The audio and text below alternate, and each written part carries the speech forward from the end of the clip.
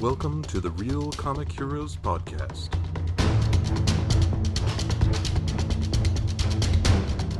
Your adventure into the world of comic book movies starts here. Greetings, citizens, and welcome to another adventure of the Real Comic Heroes Podcast. My name's Travis. And I'm Patrick. Coming Doing at another you. Character. Yeah. Review, study. Does Patrick know anything? Episode. So yeah, can't wait after our previous character episode ending on Sergeant Rock. Well-known Sergeant Rock. Right, the household name. Yes. Everyone's favorite, Sergeant Rock. So hopefully we could do a little better on this next one. Yeah, well, let's just dive into it and see where we start with and go from there. All right. Looks like number 59 is our first one. And we have Booster Gold, which I think we talked a little bit about Booster Gold in relation to Blue Beetle a couple of episodes ago. Okay, that's what it was. I was like, I swear we talked about this guy. Yeah. Booster Gold, first appearance, Booster Gold number 1, February 1986, which I would have thought he was an older character. Like at least into the 70s, if not late 60s. The 80s makes sense for his look. Yeah. I guess I just thought he was an older character, but he's an odd character in that he's like from the 25th century, and let's see, it says this time-hopping hero stole 25th century tech and tried to make a name for himself in the past as a superhero. So, let's see. Booster Gold quickly learned heroism was about more than gadgets and corporate sponsors. Yeah, I don't really have any history with Booster Gold.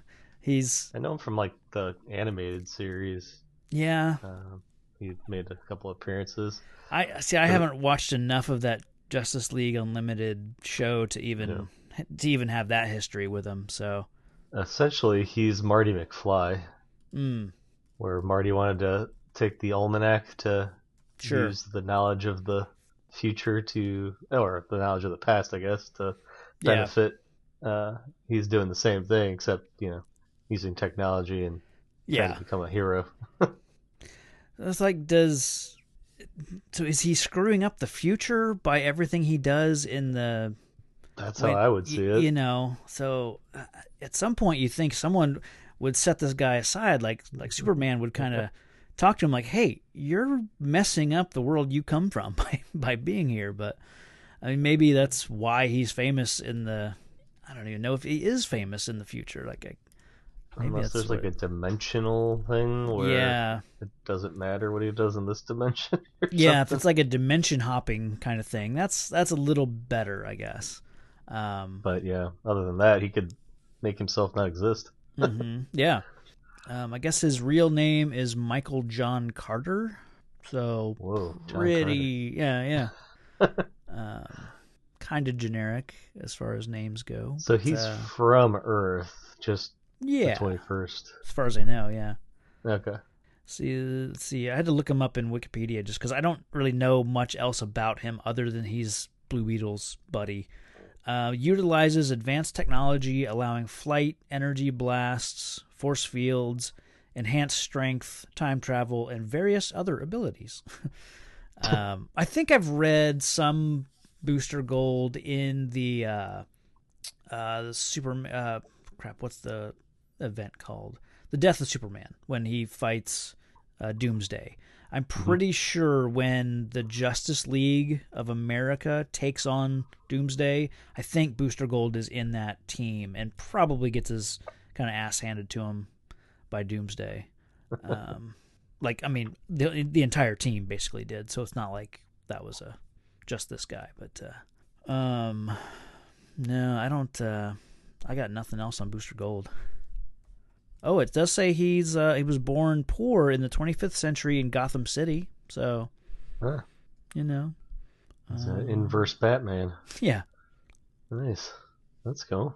Yeah. Yeah. No, I mean,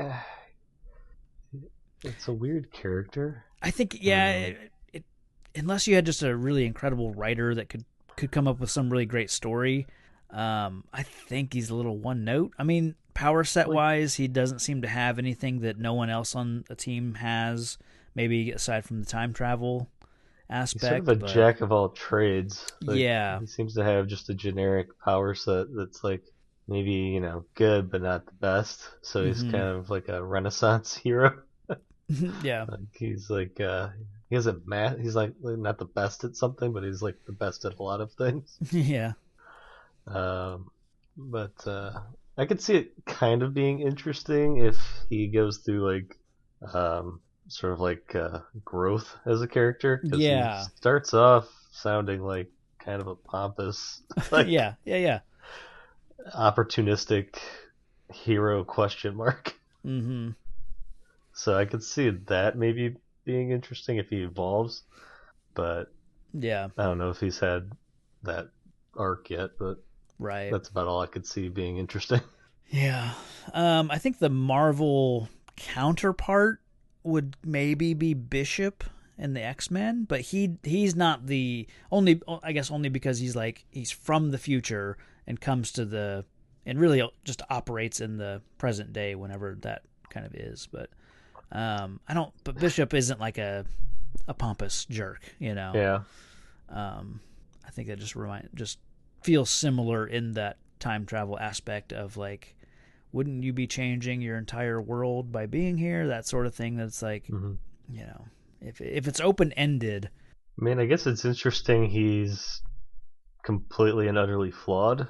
Yeah. And he's trying to pretend to be a hero. Right. When in actuality, he's kind of a scummy con guy. Yeah, it's it's interesting. Like, you could make a good villain that way, like someone that comes to the past, and that's kind of Kang from Kang the Conqueror in the Marvel universe. He's like a tech guy that is possibly Doctor Doom from the future or is related to Doctor Doom somehow, but he's always trying to go to the past and mess stuff up for the Avengers and whatnot. But I don't. 59 seems high. Yeah. So I mean, just someone kind of middle of the road that I don't know of any good Booster Gold runs, story wise. So I don't know. All right, moving on then. Yeah, let's. Sergeant Rock and Booster Gold, quite the tag team. Yeah. Number 23. Ooh, it's been a while since we've been up there. Yeah. Ah, nice. Raphael of the Teenage Mutant Ninja Turtles. Yes. I like that it just says Raphael. Like, yeah. I mean, I guess you don't never thought about the Turtles not having a last name, but yeah, weird. Wouldn't it just be Splinter's last name? I guess so. Yeah. Which, depending on which version you read, he is either the pet of Hamato Yoshi or is Hamato Yoshi. So I guess it'd be Raphael Yoshi. First appearance, Teenage Mutant Ninja Turtles #1, October 1984. I've never heard of this guy. What's he all about? I don't know. He sounds angsty. Yeah. Sounds pretentious with a name like Raphael. He thinks he's better than he really is. Yeah.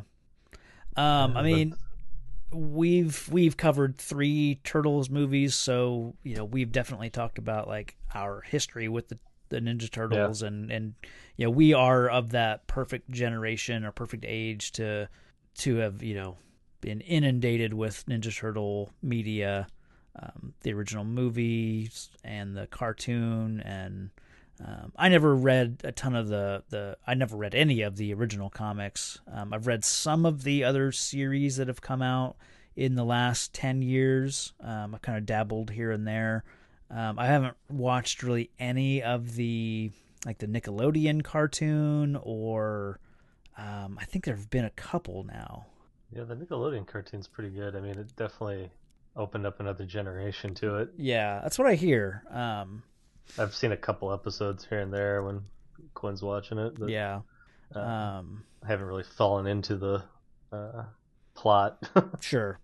Let's see. This says, compared to the fun-loving Michelangelo or the born leader Leonardo, Raphael is a far darker and more confrontational turtle. He's the Wolverine of the group, in other words. So that's I guess a fairly Sorry, good. Donatello, you didn't get a mention. Yeah.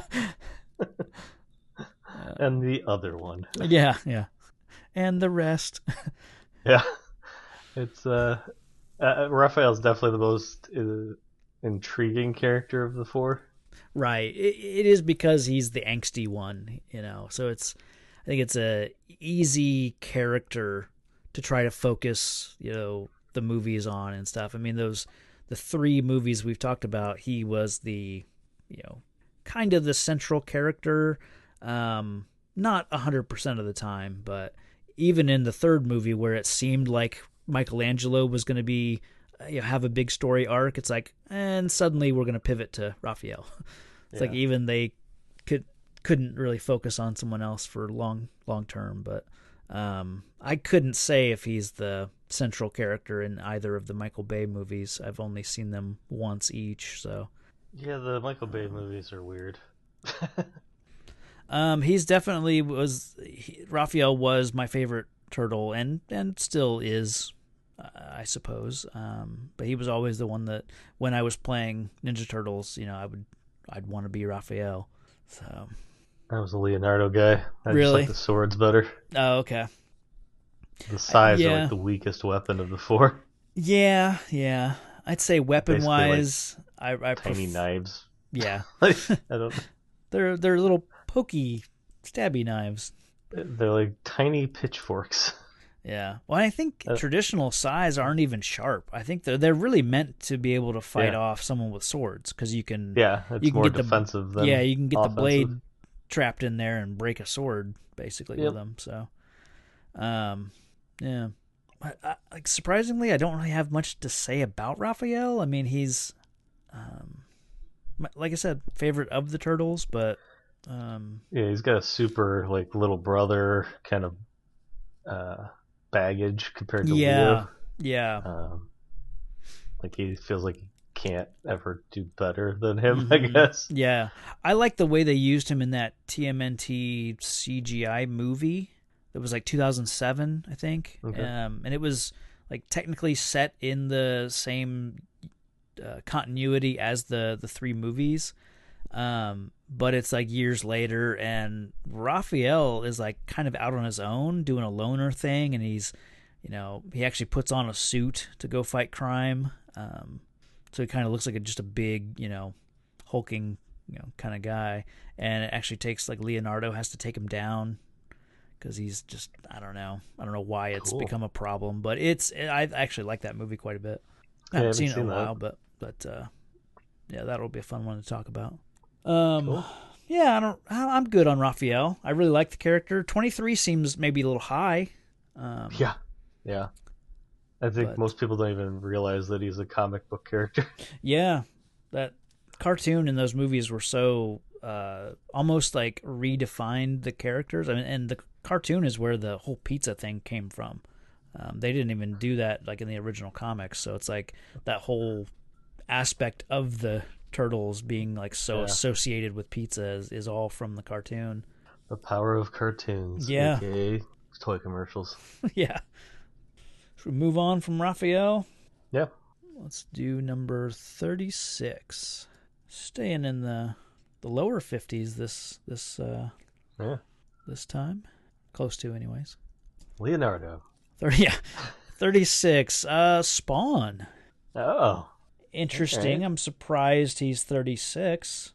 Thought he'd be higher than Raphael. Yeah. Well, I figured he'd be lower down, like in the 70s, 80s. Really? Yeah. I like Spawn quite even know bit. Him. Yeah. He's not one. He was huge for a while, and then completely, I'd say, went away.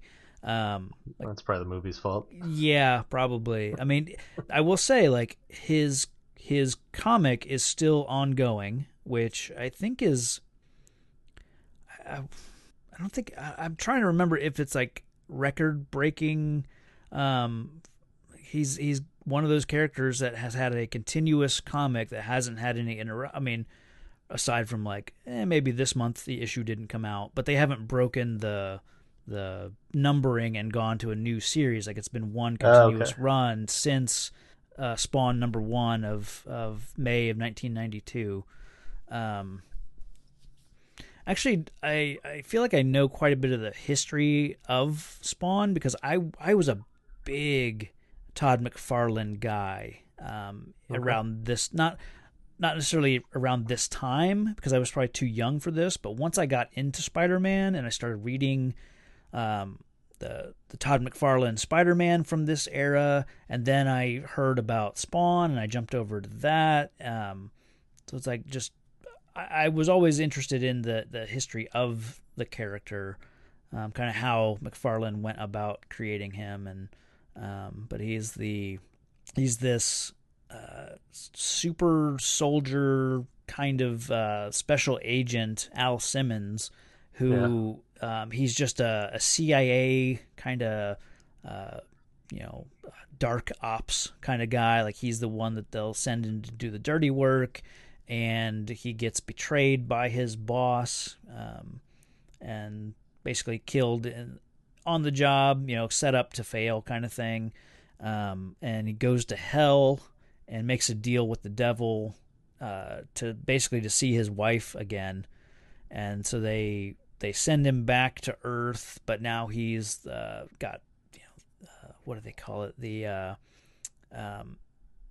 He has the Spawn symbiote, and he's full of necroplasm, which is like the green glowy stuff that gives him kind of some of his powers. And he's got this living costume that like the cape is alive and can act, he can control it at will. He's got chains that can do things. The whole suit that he wears is alive and he can command.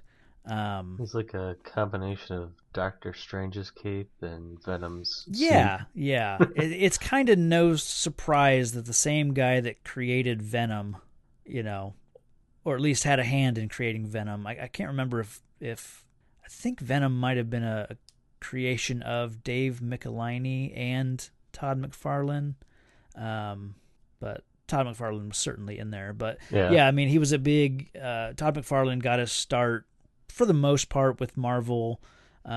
He began writing and drawing a standalone Spider-Man series for a while, like in 1990.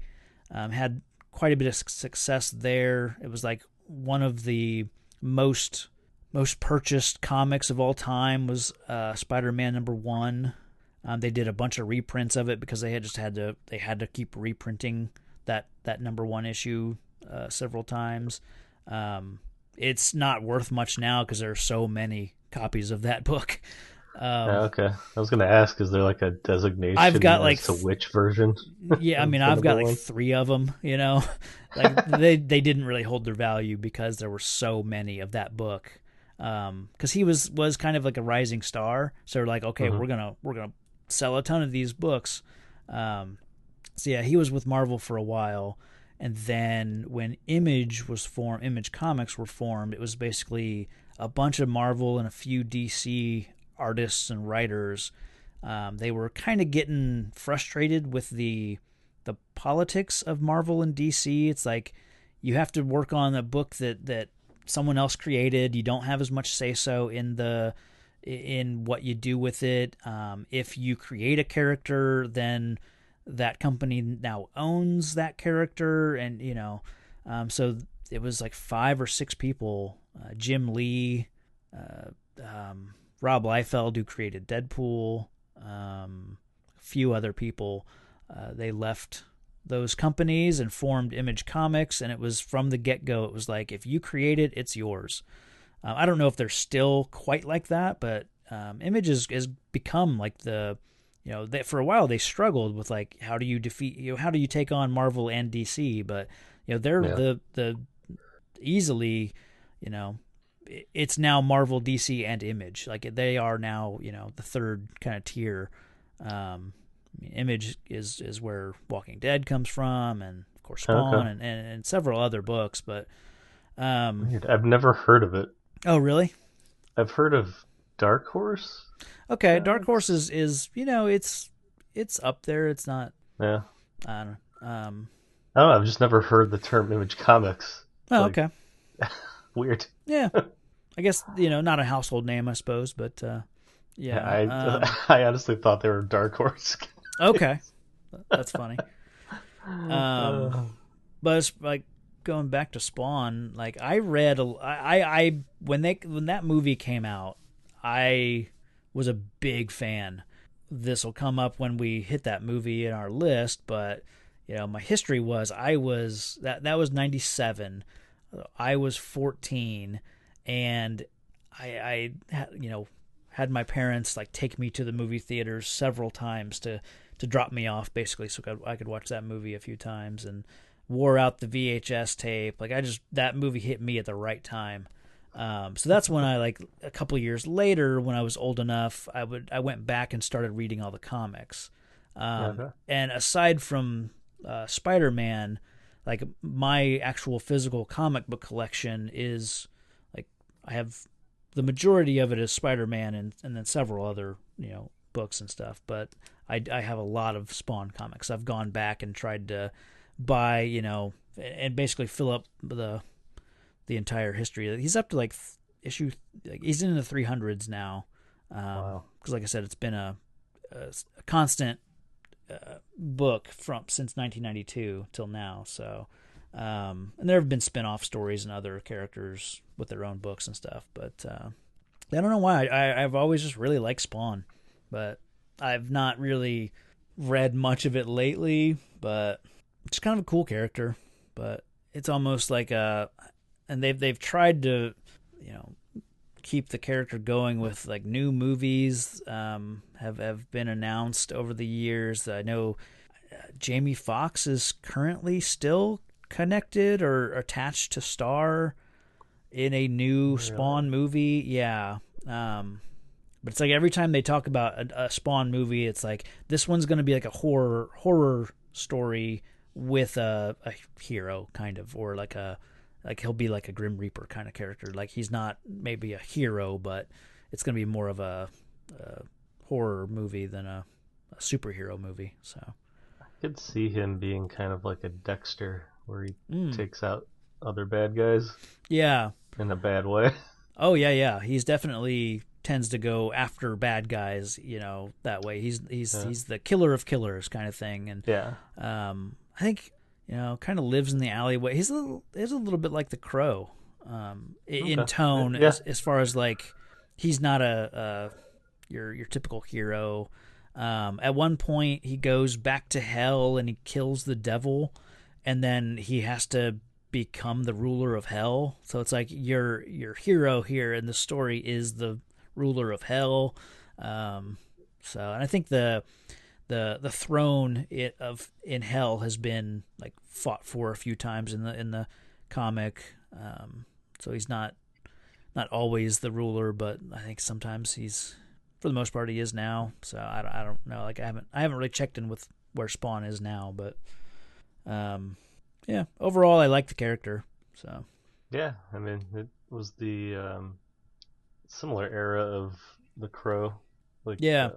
Kind of like a dark, grimy kind of movie. Yeah, kind of like he lives in or at least when he started, it was like he lives in the alleyways, surrounded by bums, and yeah, like his body definitely was literally like a I was just saying it was in contrast to the Batman movies of that time. Yeah. Oh yeah. Where it was like, oh, look how comic booky it looks, all the colors. Mm-hmm. I think the unfortunate part about that movie is that they relied so much on CGI. They thought like this is the wave of the future, and it's just maybe it wasn't quite ready to try and do so much with computer graphics. They still like they had a practical suit, like they had him wearing a real suit, so like when he's just photographed in the suit, that they made for him, I think he looks really cool. But when they try and animate the suit for action scenes, it can be a little, video game quality of that era. So. It's complicated to make a human do inhuman things. Mm-hmm, yeah, you get that uncanny kind of vibe for sure. But I think they also lean too much on John Leguizamo. Oh yeah. The character, can get old. That'll funny be as a kid, but oh yeah, even as a kid, I was like, okay, wow, this guy's really in this movie. Yeah. And the devil looked hilarious. Oh man, the Malbolgia is what they call that character. Okay. I don't know where that name comes from. It might come from like the Dante's Inferno, 7 layers of hell, because it's like he's a ruler in hell, but he's not like the devil or something like that. So, but where was I going with that? Oh yeah, those scenes in that movie are so bad with that character, the CGI on it. So that'll be an interesting one to revisit. I think some of the acting holds up, but I think we're going to struggle with some of the action and some of that stuff. But I like the guy. It was Michael Jai White as the guy that played Al Simmons. Who's kind of one of those guys that never really had a big break. Like, I think he could do a little bit more. He's a big like martial arts guy, and he like popped up in Dark Knight kind of randomly as one of the gangsters. I love him as Black Dynamite. That movie is hilarious. Oh yeah, but that is a hidden gem. Yeah. Do not sell drugs to the community. But Black Dynamite, I sell drugs to the community. I don't really have much else to say about Spawn. I'd like to see more with him. I kind of now I'm in a mood to go reread some Spawn stuff, and maybe like I said, I've collected as many of the issues as I can, so I've got a huge chunk of his history that I've never gone back then and read. Like, I've just bought them for like a future day where I'm going to sit down and read all of it. So maybe I need to actually sit down and do that. But we'll move on from Spawn. Yeah. Looks like I've got number 11. Okay, so number 11, Dick Grayson. Yeah, Robin. Is that the one that gets done in by the Joker? No, that is Jason Todd. Okay. We've talked about Tim Drake. We've talked about that version of Robin. He was number 32. Dick Grayson is the original Robin. He goes back to Detective Comics number 38 from April of 1940. So he's the trapeze kid? Yeah. Circus kid. Yep. He kind of originated the whole Robin look, the little pixie boots and like Speedo type outfit. What's that? I said, God, that is awful. It's not great. I really like when they redesigned him, like in the later years, where I think it might have been when Tim Drake took over. I guess it would have been Jason Todd. I think, I don't know. My Robins get mixed up. Yeah, it's just I don't understand the thinking behind it. I mean, maybe it was just a different time, but it's like, okay, we've got a little boy hanging out with a grown man. Yeah. Well, let's put him in a Speedo. Like, how could you have made it any more awkward? Yeah, but they wanted to make the character a little more accessible for for younger readers, because I think like around the same time you had Superman, who was a bright and colorful character, and I think a little bit more reader friendly for kids. And then you have this other book about Batman. He's this guy who's all dressed in black and is a little bit more serious and stuff. So I think for kids it's a little harder to get into. But if you give them a kid sidekick, then now we're talking. I get that, but I don't get the Speedo. No, yeah, sure. Like, It's is it not a just great like he look. literally hasn't won his right for pants yet? Like, Yeah. like nobody else that I could think of other than like wrestlers have that going on. Yeah. I can't explain the look. Yeah. Because I mean, Superman, yeah, he's basically in a Speedo, but he's got tights on underneath. Right. Yeah, I don't. Same with Batman, I guess, but Not a lot of bare-legged it's just a weird heroes. look. I've always Yeah. hated it. No, I'm with you. I really like the yeah, I think it is the Tim Drake redesign where they give him, green or black pants when they they kind of make the suit more a little bit more armored almost, less I don't know, vulnerable, I guess, but And another thing, there's been like 3 or 4 Robins, right?